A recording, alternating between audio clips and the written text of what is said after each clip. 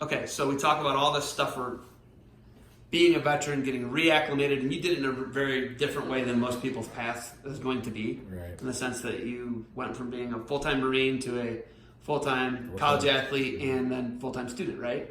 So Right. just very, very different, right? How can you give back to veterans? What's you're really into that. You're because once you're a person of service, being a Marine, serving in the United States of America, the Marine Corps. I'm sure that was pounded in your head for 4 years, right? Right. You continue to serve and give back, right? How do you give back? Yeah, that's a great point. I've been working in the health and fitness industry for the last 20 years, and this idea that I've had, it's changed names more than a few times and even changed prescriptions per se. So now I currently am seeking 501c3 nonprofit status through an entity called Saber. We just registered with the state of Colorado this past week, and I've been working on it all in 2019, and we even carried out our mission 3 times so far, just to practice and see how it would go. Saber, we literally seek out veterans and honor their transition from warrior to civilian and present them a sword and the Saber Award of Merit. And we do it in a group of their peers in a real fun way. One of the main purposes of Saber is to build a bridge of communication between civilians and our service members. So I grab this small group of people and I teach them how to get into a formation, and then I bring the veteran up front, and as the people are in formation, they stand there smartly at attention and practice that, and I read off their citation or their award, and I award them in front of the civilians. The award itself is nominal. It's a sword, which has other things that we could talk about later attached to it. But the civilians getting able to see a little bit of our culture and something that we were embedded in practically every day in formations and small award ceremonies. I believe that builds a little bit of a bridge. All you civilians have to recognize us is the movies you see or the veterans you see coming back. And sometimes, as we know, they're not able to talk that well. This is one solution that builds a bridge of communication and familiarity with veterans to civilians. So you and I talk, and I think that you don't get to talk about a lot of things that you get to talk about with me. Right. You don't talk to a lot of other people about, because I'm your friend from college, right? Right. And there's just a lot of things I know that maybe other people don't know, right? Someone you even known 10 or 15 years out here in Colorado aren't going to know the things about you and your family and your brother and how close you are, and the guys and all that, right? They're not going to know that stuff. But being able to talk to someone, being able to lend yourself to other veterans, what's that mean to you, and how important is that? Yeah, that's super important. They're my peer group, and as I got out, it was different in '98. After the 9/11, of course, the good that came out of that is that it lit a fire underneath the VA, lit a fire underneath our leaders, and they started wanting to assimilate us veterans back to society much more than we ever did. Me and my personality, it's funny how much I'm boggled with humans at the same time as I always want to help them, and that manifested into my health and fitness career and into the coaching wrestling in Colorado for the last 10 years. And now I'm at a point after having a CrossFit gym and after being in that position as a leader that I was able to create something else. And serving veterans, it seems like a no-brainer. A lot of my family being veterans, and that past generation dealing with the Vietnam and not being able to articulate it to us, something just never sat right with that. And these humans, they've served us, and yeah, again, I nothing like getting an award. When we were in the military, you kind of have that hero scenario where you don't want to accept an award, and you don't want to be better than your brother who's doing the same things you are, maybe not getting recognized. But out here in the civilian world, I think it's real important to highlight these positive things. Anybody can go watch our news and we see how much negative stuff is out there. And we're smarter now as a community. We try not to highlight that negative stuff to bring attention to it. So the timing is right for this. We're highlighting veterans, we're highlighting their actions, and especially those actions that lead to service in their community, continuing that service mentality. We served our country, and now there's plenty of these veterans out there that are doing well in their small communities or large communities, and they need to be awarded. and it's the modeling theory in our psychology and sociology. You know, if you're at the dinner table and you're swearing in front of your kids, you're like, pass the darn potatoes, you know, and your kid says, pass the darn potatoes the next day. Of course, you know, they're like, who did you learn that from? They learned it from their leader. Flipping that in a positive note, if we award these veterans and recognize them, the other veterans coming out can have those heroes to look to and see that positiveness instead of focusing on the negative stuff. Yeah, I think it's a no-brainer in human psychology. Okay, so let's take a step back, and there's all the positives, but there's a lot of negative things that are being associated with veterans now. Drug dependency, homelessness, things like, because we're not taking care of our veterans and trying to reacclimate them.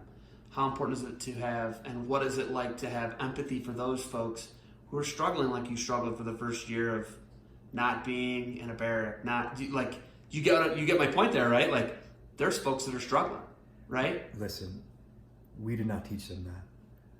I do my best to have empathy, and I do have empathy for those people. I feel like it's getting highlighted a lot more. There are those people, but there's also Marines like Cam Bowden, I'll throw that name out there, finished his 20 years in the Air Wing, came back to small town America, became a deputy in the sheriff's department, and literally worked his way from the bottom up to where he just got promoted and recognized. Where is this? It's on the Western Slope. So it's here. It's in Colorado. In Colorado, okay. yeah. I got tons of examples like that. The military people that I know, they're being successful. And the first thing that came to my mind when you said all that stuff is, "Get behind me, Satan," is a Christian term for like holy shit, the devil's talking through us. Like, we don't need to highlight that stuff. Those people aren't core values. We didn't teach you to not be a productive citizen. Yes, we have systems that are set up better for that now.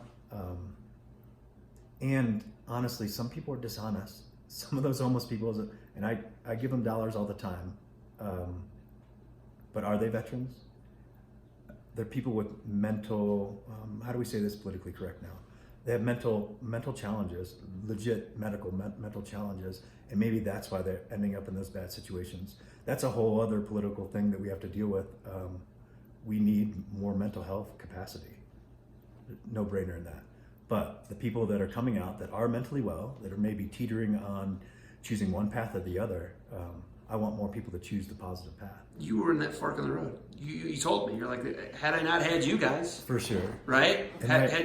Everybody's got to find something they got to attach to. And Cam Bowden, he found something. Yeah. Right? You get my point, right? Like, so how do we help those people find something? Let's just go. Let's just throw politics out the window. Throw liberal media, throw conservative media, throw all that out the window. How do we reach those people, and how do we help them? Positive modeling and working on a bridge of communication. It's easy to say reach out to those people, but a lot of them are ostracizing themselves, are closing in. They're cutting off their social contacts just because that's the part of their journey that they're in. We're not equipped as civilians to, I find myself doing it myself. I'm like, I don't want to go to this darn civilian counselor, or, there's that. And maybe they haven't been taught either how to communicate with the civilians. So my original recipe was get veterans with other veterans. I think we know that now, that they have their own communication, they feel comfortable in talking. So supporting groups of veterans, that's smart. But again, I'm back to, they're still humans, just like all the rest of us. Positive modeling, our news media focusing on the positive, people that are doing well. Award the people that are doing well. They'll continue to do well, and they'll even do better. And they'll teach other people to do well. Because back to the service thing you said, these heroes, these civilian heroes now that we have, that have assimilated back to civilian life and are civilian veterans, they're doing amazing things. One of the first Warrior Saber sword recipients was a Marine, and she owns a CrossFit. I knew that she'd earn her award time and time again in the future, and that's why I was proud to give it to her. She'd earn it because she's running a CrossFit, and if you know anything about owning a gym, You know that the community becomes your family, and you're parenting them and you're leading them. She was the perfect first recipient for the award. That's my solution, awarding people like that. She has 120 people underneath her that look to her and praise her every day and need her to be strong. Modeling positive behavior. Modeling positive behavior.